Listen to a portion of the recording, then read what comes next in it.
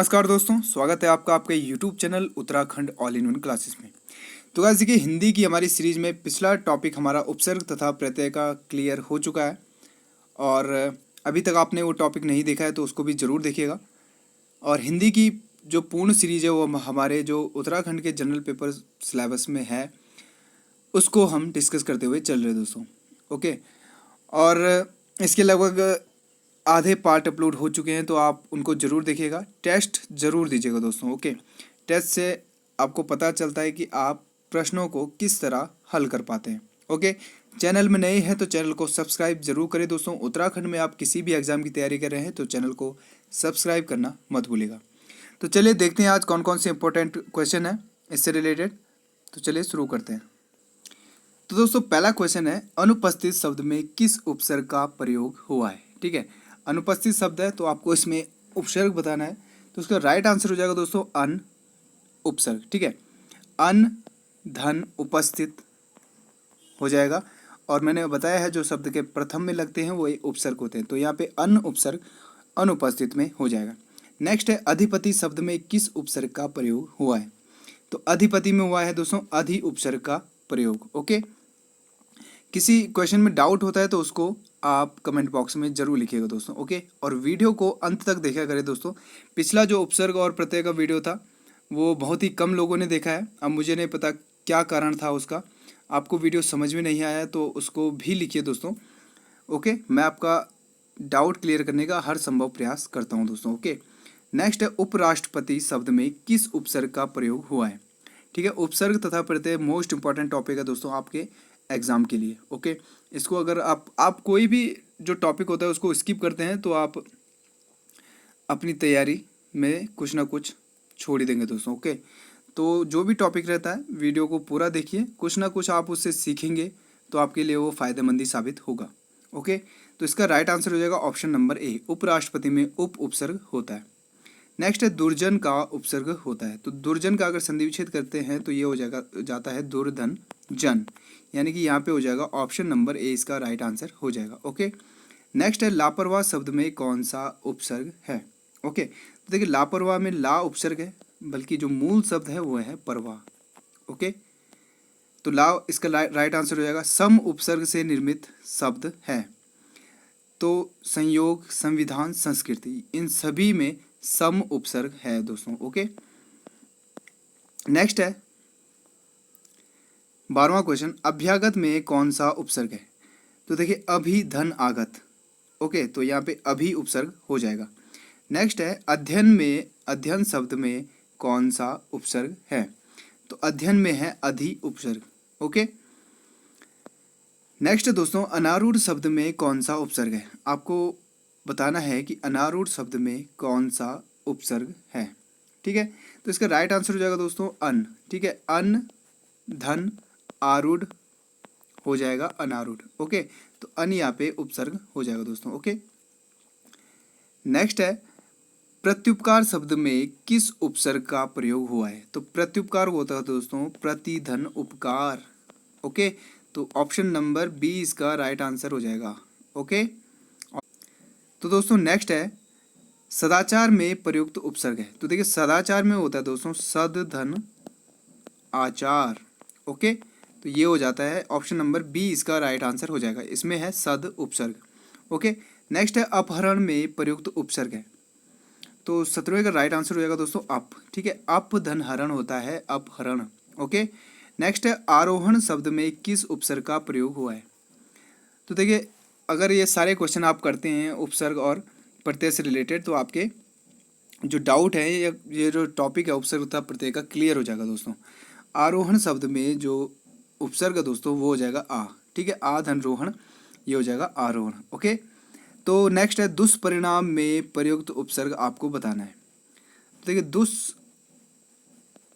और परिणाम, ये इसका विच्छेद करने पे हो जाएगा, तो ऑप्शन नंबर बी इसका राइट आंसर हो जाएगा। ओके, नेक्स्ट है, अनुचर में प्रयुक्त उपसर्ग क्या है। तो अनुचर में हो जाएगा दोस्तों ऑप्शन नंबर ए, यानी कि अनु उपसर्ग। ओके, नेक्स्ट दोस्तों, अवतार में किस उपसर्ग का प्रयोग हुआ है। आपको बताना है कि अवतार शब्द में किस उपसर्ग का प्रयोग हुआ है। तो देखिए अवतार में जो है दोस्तों अव उपसर्ग का प्रयोग हुआ है। नेक्स्ट है, बद उपसर्ग से कौन सा शब्द निर्मित नहीं है। तो आपसे क्वेश्चन इस तरह के से भी पूछा जा सकता है। अब देखिए दोस्तों, बदनाम में भी बद उपसर्ग है, बदकिस्मत में भी बद उपसर्ग है, बदहजमी में भी बद उपसर्ग है, लेकिन बेरहम में बे उपसर्ग है दोस्तों। ओके, तो ऑप्शन नंबर सी इसका राइट आंसर हो जाएगा। क्वेश्चन नंबर 23 है, एक भिन्न उपसर्ग से निर्मित शब्द को अलग करें। ठीक है, तो देखिए बेडौल में भी बे उपसर्ग है, बेकसूर में भी, बेवफा में, जबकि बाकायदा में बा उपसर्ग है दोस्तों। ओके, नेक्स्ट है, सु उपसर्ग से निर्मित शब्द नहीं है। तो बताइए कि सु उपसर्ग से निर्मित शब्द इनमें से कौन नहीं है।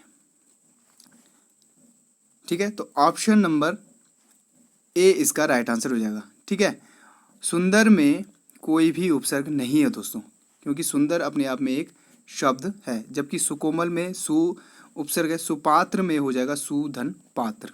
ओके, सुपाच्य में हो जाएगा सुधन पाच्य। ओके, आई होप आप इसको समझ पाए होंगे।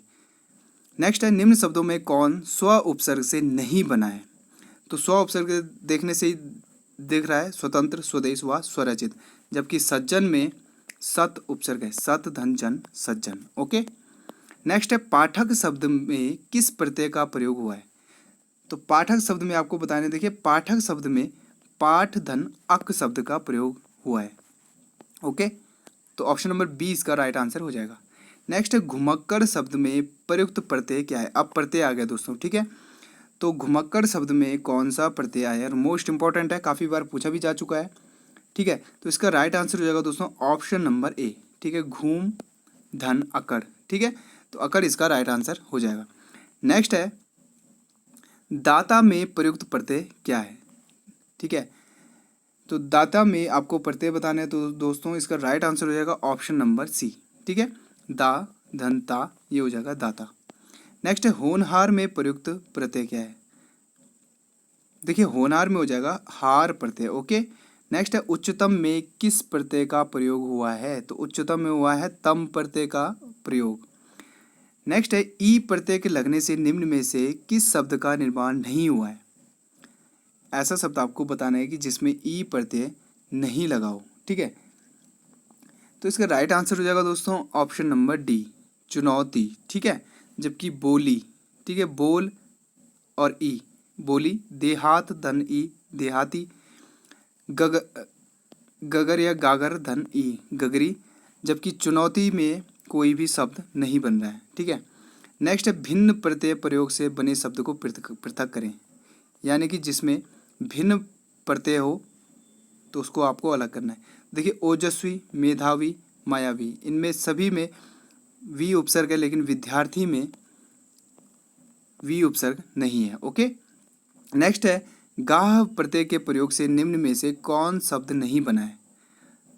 ओके, तो इसका राइट आंसर हो जाएगा दोस्तों ऑप्शन नंबर सी, जबकि दरगाह, बंदरगाह और कब्रगाह में गाह प्रत्यय लगा हुआ है। ठीक है, नेक्स्ट है, त्व प्रत्यय से कौन सा शब्द निर्मित नहीं है। अब बताइए कि त्व प्रत्यय किस शब्द में नहीं लगा हुआ है। तो देखने से यह कवित्व, नेतृत्व, मातृत्व, मातृत्व, इन तीनों में त्व प्रत्यय, लेकिन कर्तव्य में व्य प्रत्यय है। ओके, जलमय शब्द में कौन सा प्रत्यय है। तो इसमें मय प्रत्यय हो जाएगा। नेक्स्ट है, महीप में किस प्रत्यय का प्रयोग हुआ है। आपको बताना है महीप शब्द में प्रत्यय क्या होगा। तो इसका राइट आंसर हो जाएगा दोस्तों ईप। ओके, मह धन ईप हो जाएगा महीप। ओके, नेक्स्ट है, बुढ़ापा में किस प्रत्यय का प्रयोग हुआ है। तो बुढ़ापा में हुआ दोस्तों आपा प्रत्यय।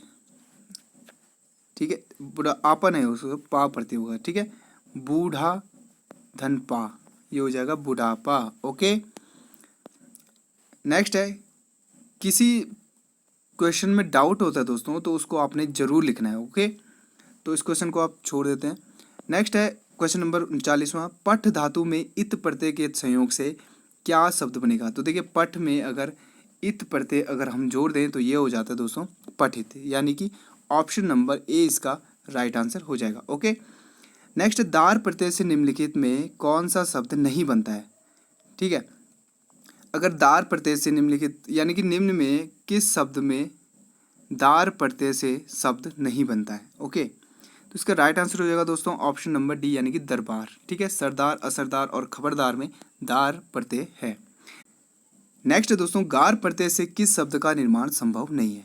तो देखिए, देखने से ही बन रहा है इस मददगार, यादगार और कारागार, जबकि सौदागर में गर प्रत्यय है। ओके, कौन सा विदेशी विदेशा शब्द अर प्रत्यय से नहीं बना है। ठीक है, तो ये सभी विदेशी शब्द हैं। और देशज, विदेशज, संकर शब्द, रूढ़ शब्द, यौगिक शब्द, योग रूढ़ शब्द क्या होते हैं, ये सभी मैं आपको अभी बताऊंगा दोस्तों। ठीक है, ये टॉपिक हमारा अभी रह गया है। ठीक है, तो मैकेनिक में इक प्रत्यय होगा। ओके, जबकि टीचर, पेंटर, राइटर में अर प्रत्यय होगा दोस्तों। ओके, नेक्स्ट है, उपसर्ग की विशेषता है कि वह शब्दों के पहले आता है दोस्तों, ये आपको याद रखना है। ओके, तो निम्न में से कौन प्रत्यय का भेद नहीं है। तो मैंने आपको बताया था, कृत प्रत्यय होता है, तदित प्रत्यय क्या होता है। ठीक है, आपने अगर हमारी जो पहली वीडियो है टॉपिक वीडियो उसको नहीं देखा तो उसको जरूर देखिएगा, उसमें मैंने बताया है कृत प्रत्यय क्या होता है, तदित प्रत्यय क्या होता है। ठीक है, तो ऑप्शन नंबर सी इसका हो जाएगा, नाम धातु कोई प्रत्यय नहीं होता है दोस्तों। ओके, नेक्स्ट है, बदबू में कौन सा उपसर्ग है, और मोस्ट इंपॉर्टेंट है, काफ़ी बार पूछा भी जाता है दोस्तों। ओके, तो बदबू में हो जाएगा दोस्तों बद उपसर्ग। ओके, नेक्स्ट, कृत प्रत्यय के मेल से बनने वाले शब्द कहलाते हैं।